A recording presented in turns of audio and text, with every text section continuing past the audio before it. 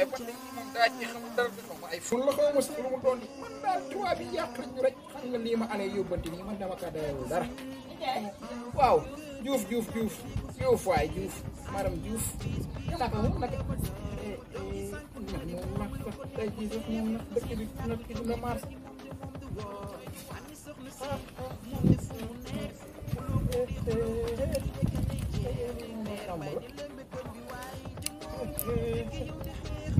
xanaa nga lebalati ma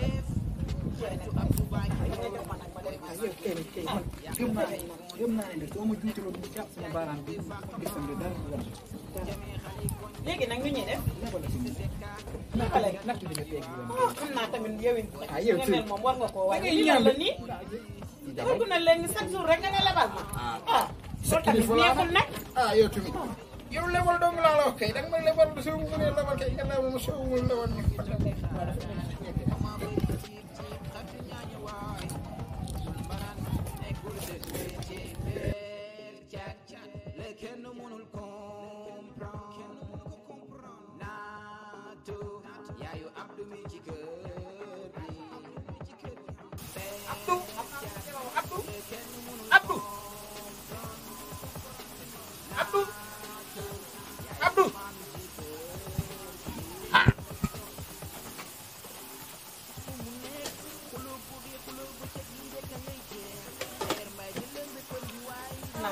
waa lii lan la nii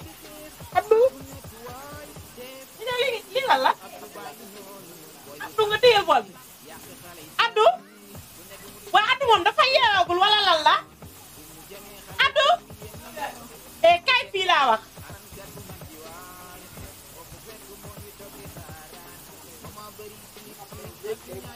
Abdou yow lay waxal yow Abdou mii di door a yeewu nga ne Abdou moom bool ku moom bool bi bool bi man dara nga am ne tamit lan la lan la nee na day amoon bool bi tàggu ko dem marché ma fàtte sama peut-être moom laa doon jël ñëw fekk mu tëjji bool ba raxasu noonu yaay ba pare dama laa bàyyi ci lii ma jaaxal bi sa pap moom kii moom nii lañ koy bàyyi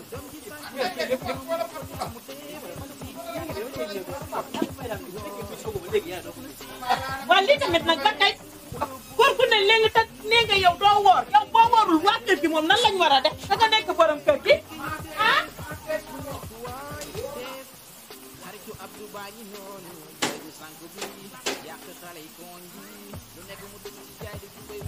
naka jekk bool bi sa bool naka jekk laa la bool bi sa bool yow kay njëkk rek lii laa doon wax loolu Abdou la kay léegi nag moom seet naa ci man douze fois man douze fois damay daal yaay bañ ma de roof na laa la wax roof na de